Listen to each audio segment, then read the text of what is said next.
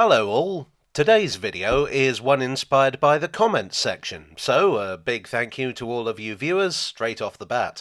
See, I recently made a video about the new Superloop bus that runs from Waterloo to Lewisham. It covers the future Bakerloo line extension and is known as the Baker Loop. It also carries the route number BL1. What a few of you asked is, does that mean there's going to be a BL2, BL3, etc.? Well, as far as I know, no there isn't. Or if there is, TfL are playing their cards very close to their chest. But that did lead me to wonder, how do bus route numbers work? Because I honestly had no idea. I'm not really a bus guy. So I had a look in my library and a scout online, and this is what I have been able to find. The first omnibus service in London was started on the 4th of July 1829 by George Shillibere, whose name was, for a time, synonymous with buses. "I'll take a Shillibere from Paddington to Bank," you'd say, because that was the only route available at the time, Paddington to Bank via Angel. It wasn't the first bus service in the world. Nantes in France had that honour, and Paris had taken the concept up before it crossed the Channel. In fact, Shillibere saw the service at work while he was working in Paris selling coaches. Still, the idea caught on quickly, and within 3 years there were over 400 buses operating on the streets of London. Despite introducing the bus, Shillibere didn't make a lot of money out of it. Actually, he lost money and ended up in Fleet Prison for debt.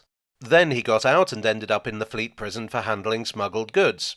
Then he became an undertaker and actually did pretty well out of it. There's probably some moral to that story, I'm just not sure what it is yet. Anyway, Shillibere's crazy adventures are a story for another video, probably. In the meantime, a lot of other operators had sprung up and seemingly were able to make the bus business pay. By the middle of the 1830s, there were buses operating as far out as Teddington, Hadley Wood, Romford, Croydon, Uxbridge and Bexley Heath. Buses back then were not very regulated, and their operators were more interested in filling their coffers than providing a good service. Buses would often wait until they were full, even if that meant holding up passengers and blocking the road. Bus conductors, or cads as they were known, would often hustle for business, and there are even, possibly apocryphal, stories of them grabbing people off the street and bundling them into the bus, whether they wanted to use it or not. In 1838, the first Licensing Act was passed. It was a step in the right direction, but pretty limited. In terms of knowing where you were going, assuming you did know and hadn't been kidnapped by a bus conductor, you just read the destination off the side of the bus. In 1902, the motor bus was introduced, and this kicked off a new age of competition. Motor buses were cheaper to operate and could carry more people per vehicle than horse buses. The last horse buses went out of service during the First World War. There were many different operators fighting to fill their vehicles and many different innovations. Buses were painted in colourful liveries to help them stand out. Routes were given names. Companies advertised heavily. Fares were reduced in the hope of undercutting the competition. The largest operator was, perhaps unsurprisingly, the London Motor Omnibus Company. In 1906, the Vanguard Company gave 5 of their routes numbers as well as names. Vanguard 1, Vanguard 2, Vanguard 3, Vanguard 4, and I'm sure you can figure out the rest. And this made things far easier for regular commuters. All you needed to know was which route served you, and you could see at a glance which bus to get. It was an early example of what we'd now call ease of wayfinding, speeding up and simplifying the process of using public transport. Naturally, other operators followed suit, although you might say that Vanguard had been at the vanguard of things. But there was no overall system. Companies used their own numbers, regardless of how much sense they made and whether they duplicated other numbers. Trams would also gain numbers, but that's mostly another story. Order was imposed upon chaos in 1924. The old bus licensing rules were proving totally inadequate. While there were buses that provided a good service, notably those of the largest company, the London General Omnibus Company, there were others that, not to put too fine a point on it, didn't. These were known as the pirate buses. They'd ply the same routes as more legitimate buses and trams and pick up unsuspecting passengers. Then, when the passenger was aboard and couldn't do anything about it, they'd be charged a far higher fare than they were expecting. These buses might be unsuitable or even unsafe. In some cases, these pirates even painted their buses up to look like those of other operators. These were cads in every sense of the word. The London Traffic Act of 1924 was intended to sort it all out. A couple of organisations were formed. One was the London and Home Counties Traffic Advisory Board that acted as something of an intermediary between the Minister for Transport and the operators on the streets of London, advising the Minister. The other organisation, one that had more power, was the Licensing Authority. If you wanted to run a bus service, you had to go through them. They approved routes, the vehicles used, and the frequency of service. In many ways, the Advisory Board and the Licensing Authority acted as the predecessors of London Transport and ultimately Transport for London. Their overall job was to decide how transport should best be operated for the benefit of the city, and between them they killed the pirate buses off. Many of the smaller operators were swallowed up by the big boys, particularly London General. This was also when bus route designations started to make overall sense. The Metropolitan Police were heavily involved in the regulation of buses. Chief Constable A.E. Bassam gave his name to the Bassam Scheme, which was a system of bus numbering. Originally this was done according to operators. Routes 1 to 199 were London General lines. 201 to 299 and 509 to 599 were for other operators. 300 to 499 were for country buses coming into London, the 300s for routes from the north and the 400s for routes from the south.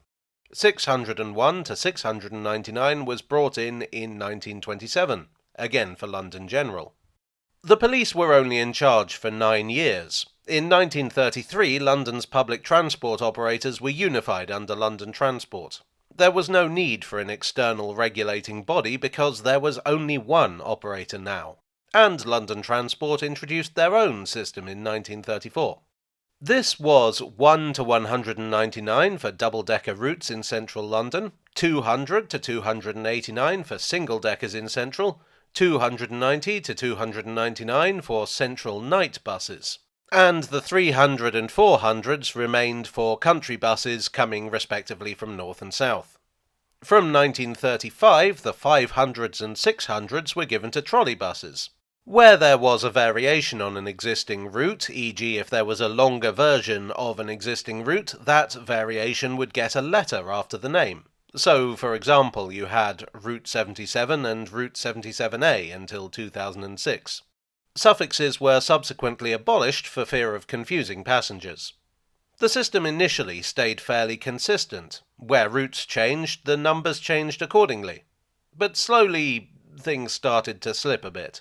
Double-deck routes that changed to single-deck and vice versa stopped being renumbered from the 1940s onwards. In 1960, night buses gained an N prefix as their numbers were transferred over to new bus routes, which in turn were replacing trolley buses. The end of trolley buses in 1962 meant that routes in the 500 to 600 range were all free. In 1968, certain local routes started getting prefixes that reflected the area that they centred on. For instance, Route K1 goes to Kingston, Route H22 goes to Hounslow, G1 goes to St George's Hospital, and so forth. There was RV1 that followed the route of the River Thames until 2019. I'm sure there was a Z1 that served the zoo, but I can't find any record of that online. Did I dream it? As well as place-based prefixes, there were service-based prefixes. I already mentioned night buses, but express buses carried an X prefix. And of course now we have the Superloops that are numbered in the SL series. In 1986, the country division of London Transport was sold off, and that in turn made 300 and 400 numbers available. These days, where new bus routes are introduced, the numbers tend to be similar to old bus routes wherever possible in order to avoid confusion. So, for instance, when Route 200 was split in two, it became Routes 200 and 201.